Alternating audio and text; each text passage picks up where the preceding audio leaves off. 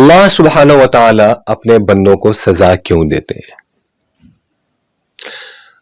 سوال ہے نا کہ انسان کی تقدیر، انسان کے نصیب جب اللہ کے بس میں ہے، اللہ نے لکھے ہوئے، کائنات کا پتہ اللہ کی مرضی کے بغیر نہیں ہلتا، تو پھر اللہ اپنے بندوں کو سزا کیوں دیتے ہیں؟ اللہ سبحانہ و تعالی انسان کو جھنجھوڑنے کے لیے، انسان کو راہ راست پر لانے کے لیے، جیسے سم ٹائم آپ گھر میں کوئی شرارتیں کر رہے ہوتے ہیں یا کلاس میں آپ کوئی شرارت کر رہے ہوتے ہیں تو استاد آپ کو کان سے پکڑ کے جھنجھوڑتا ہے، یا آپ کے والد یا آپ کے والدہ صاحبہ وہ آپ کو جھنجھوڑتی ہیں، تو اسی طریقے سے اللہ سبحانہ و تعالی انسان کو جھنجھوڑتا ہے اور سزا دیتا ہے۔ مثلا ایک مشہور جانوروں کے ڈاکٹر تھے، تو انہوں نے کہا کہ جی مجھے معلوم ہے اور یہ چیز میں نے ایکسپیرینس کیا کہ اللہ سبحانہ و تعالی اپنے بندوں کو سزا کیوں دیتے ہیں۔ تو انہوں نے کہا جی میرے پاس جرمن کونسلیٹ آئیں اور انہوں نے کہا جی آپ کا، یہ اسلام آباد کی بات ہے، کہ میں نے آپ کا بہت نام سنا ہوا ہے اور میرا کتا وہ شرارتی ہو گیا ہے، یعنی مجھے ڈس اوبے کر رہا ہے، پہلے بہت زیادہ اوبیڈینٹ تھا، جس طرح میں کہتی تھی ویسا کرتا تھا، بٹ ناؤ ڈیز وہ مجھے اگنور کر رہا ہے، جو میں اس کو کہہ رہی ہوں اس کے الٹ چل رہا ہے۔ تو وہ ڈاکٹر صاحب کہتے ہیں کہ میں نے بڑے غور سے کتے کا میں معائنہ کرتا رہا، جتنی دور وہ جرمن سفیر جو تھی وہ میرے سے بات چیت کرتی رہی، میں بڑے غور سے کتے کو دیکھتا رہا۔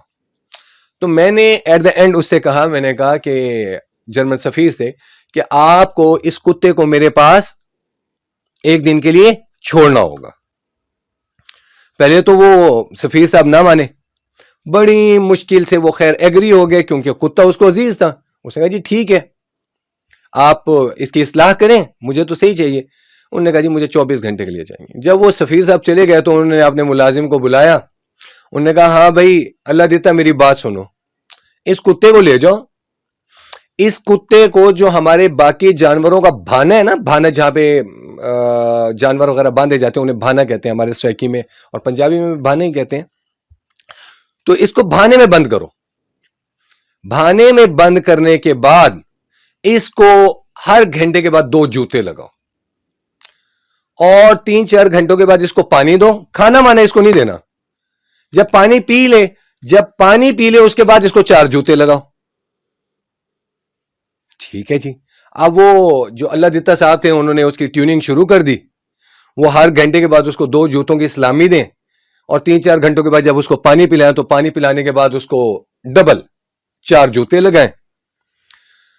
اب وہ جو مقررہ ٹائم تھا، اگلے دن وہ سفیر صاحب اور ان کا پورا کانوائے پروٹوکول اس کو اپنے ڈاگ کو واپس لینے کے لیے آیا، تو اب وہ ڈاکٹر صاحب جو تھے وہ کہتے ہیں اب میں پہلی دفعہ بھانے کی طرف چل کر گیا اور دیکھا کتا، حالت غیر ہے کتے کی، زبان لٹکائے ہوئے، دم لٹکائے ہوئے، کتے کو اپنا پتہ نہیں ہے کہ میں کس حال میں ہوں۔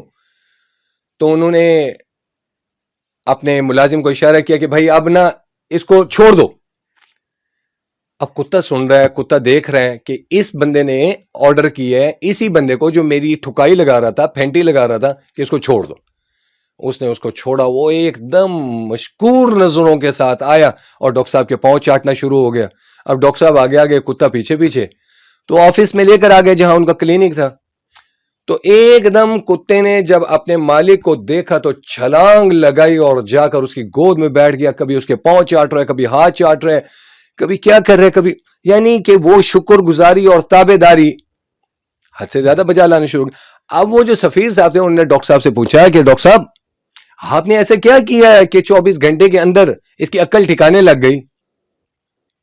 تو انہوں نے کہا آپ اس بات کو چھوڑیں، آپ یہ دیکھیں کہ آپ کا کتا ٹھیک ہے، آپ کو اوبے کر رہے ہیں، آپ کو رسپونڈ کر رہے ہیں؟ انہوں نے کہا جی بالکل، حد سے زیادہ، پہلے سے زیادہ کر رہے ہیں۔ اچھا، انہوں نے کہا کہ ٹھیک ہے، اب آپ لے کے جا سکتے ہیں۔ انہوں نے کہا نہیں، اب آپ مجھے بتائیں کہ آپ نے ایسا کیا کیا؟ تو ڈاکٹر صاحب کہتے ہیں کہ exceeding of every thing is bad, یہ کہاوت ہے، ہر چیز کی زیادتی جو ہے نا یہ بری چیز ہے۔ آپ کسی کو حد سے زیادہ پیار کریں تو آپ کو ڈی ویلیو کر دیا جاتا ہے، آپ کسی سے حد سے زیادہ نفرت کریں تو یہ بھی برا ہے.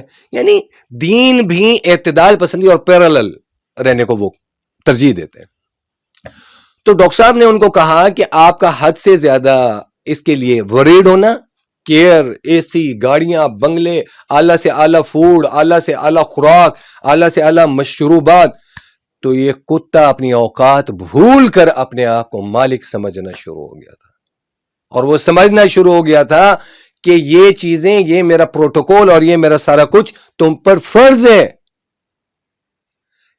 تو پچھلے 24 گھنٹوں میں اس کو اس کی اوقات اور اس کو اس کی ٹریٹمنٹ واپس دلائی گئی ہے کہ بھائی تمہاری ایکچوئل تم ہو کیا.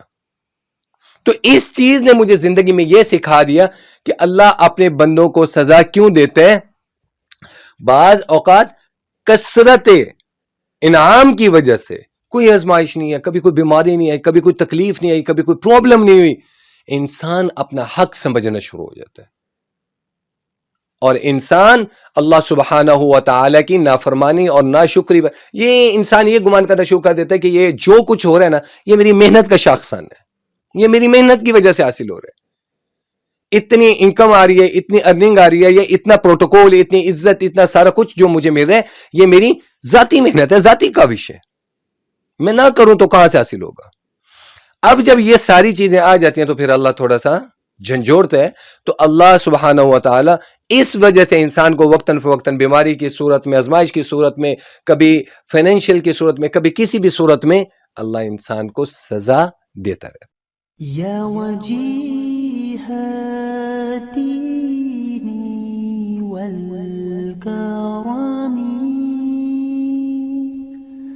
وحلیف العلم والحکم